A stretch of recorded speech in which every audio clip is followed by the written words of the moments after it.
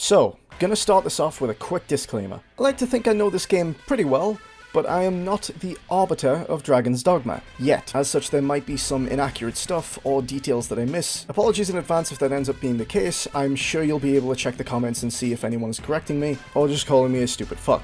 Now you might be thinking, Thiefy, what are you doing making a guide on a game from 2012? Well, first of all, what are you doing with a haircut from 2004? And second, this game is still getting new players even now, so I wanted to do my part to help cover some stuff about each class. And hey, even if you're an experienced player, you might learn a few things you didn't know about. I know I have just from making this video. So without further ado, introducing the first class to be covered in this series, the Fighter.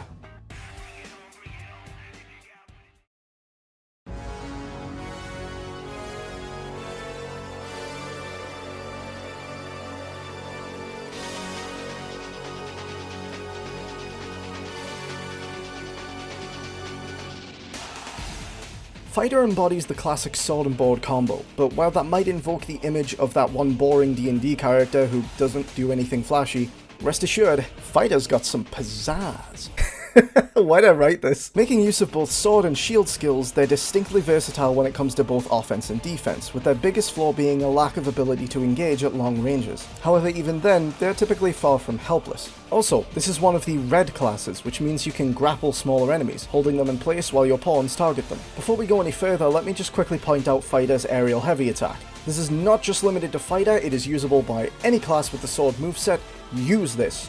Use the fuck out of this. It has shockingly good reach and solid knockdown, effectively the equivalent of Helmbreaker in Devil May Cry. Similarly, you'll want to stay aware of a particular standard combo you can utilize, Dire Onslaught. It's performed by pressing light attack once, pausing, then following up with several more light attacks. This is really good filler for when you're preserving stamina, and the second hit has considerably strong knockdown that can break through enemy shields, so it's useful in general for applying pressure and keeping smaller enemies controlled. Remember, these apply to and are very useful for every class that utilizes the sword moveset. In fact, many sword and shield abilities for the Fighter are shared by other classes that utilize those weapons, as is the case for most weapon types in this game.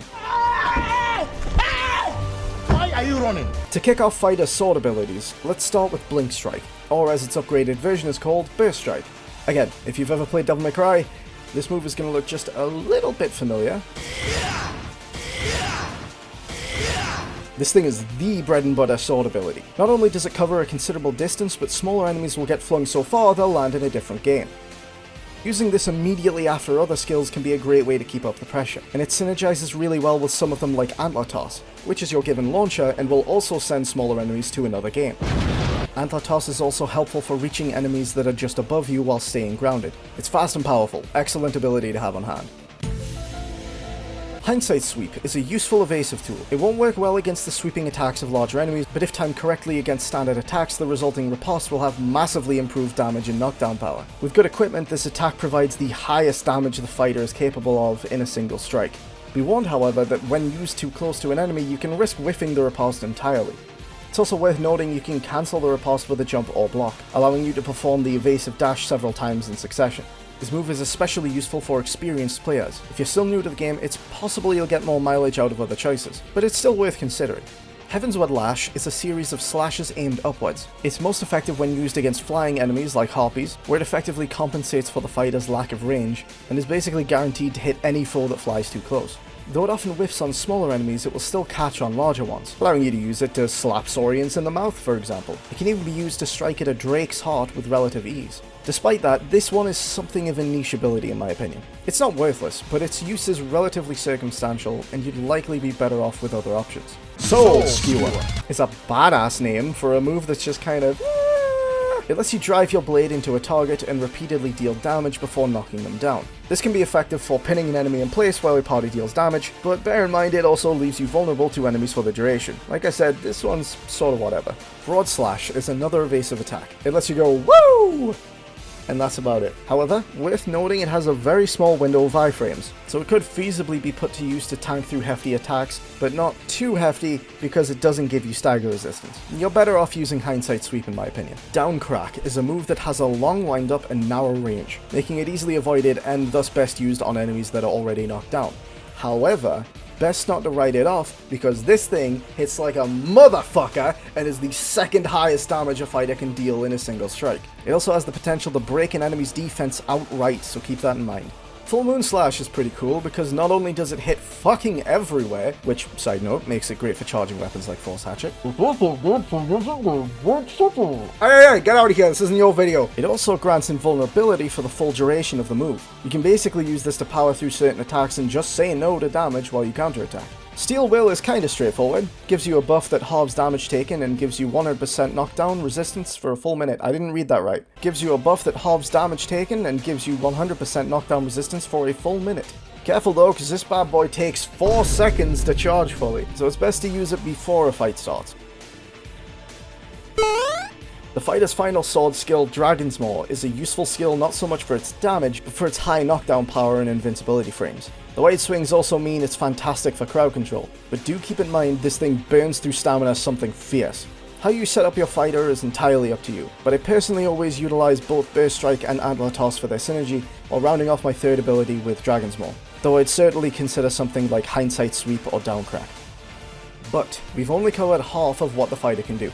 The shield is where you get into the realms of a little something called perfect blocking. Remember when I said that fighters aren't necessarily helpless at long ranges? That's because with a perfect block, you can deflect arrows and even certain spells without using stamina. Once you're in melee range, it deals significant knockback to nearby enemies, deals damage, and applies the effects of enchanted shields. Just, make sure you time it right or you'll be a bit fucked. Show me your moves!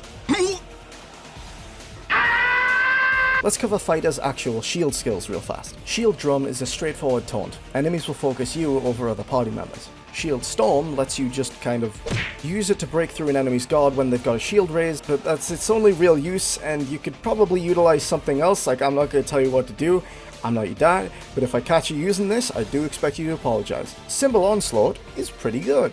Decent stagger and knockback, good for just laying into smaller enemies, and helps keep their hands full when you want them to stop doing the bad things. Definitely worth noting that as a shield attack, it deals blunt damage specifically, which makes it especially effective against skeletons for instance. And the ability to mix up your damage types like this is helpful to have. Launch Board is specifically a support ability that allows you to launch a nearby pawn high into the air, but as such, I'd probably recommend this as an ability for said pawns to use so that you yourself can get the most mileage out of what it provides. When performed correctly, you can utilize this in order to fling yourself up to large flying enemies and grab onto them, letting you deal damage from there. Of course, this can also be used when fighting large grounded enemies too, letting you soar up to certain weak points in an instant. Or, maybe this'll happen instead. Sheltered Assault is a defensive attack that has you perform several frontal stabs while guarding with the shield, keeping you protected from the front while you deal damage. These stabs are very fast, and since each one raises your shield, even if your guard gets broken, it will immediately recover. Thanks to the quick recovery, you can end this ability early if you anticipate an attack coming you'd rather avoid, but be aware that doing so will still use the same amount of stamina as the full animation. Fun fact, you actually don't need to have a sword equipped to use this ability, which results in this hilarious little visual. More on that in a later video. Divine Defense is the fighter's final shield skill. Using it will put you in a static, immovable state while deflecting most strikes. It's useful as a last resort to avoid damage, but not being able to move or attack is a pretty big drawback. Plus, frankly, if you got time to use a skill, you got time to open a menu and start knocking back some greenwash, know what I'm saying? What makes this ability a big game changer despite that is the sheer fact that it avoids grabs. This makes it a potential godsend for just no-selling most of what large enemies like Drakes can do. Doesn't stop this shit though. Nice car.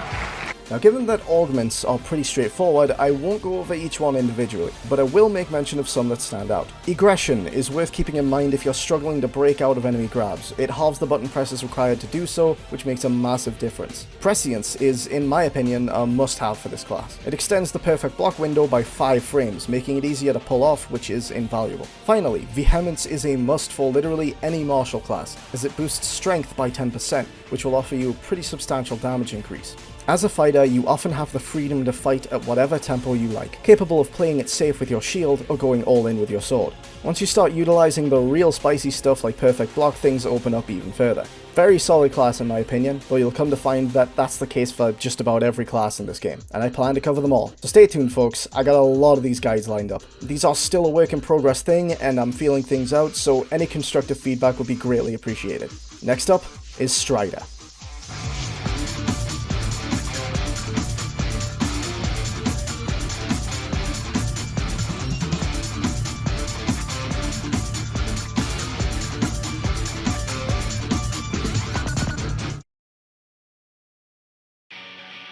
Thank you so much for watching.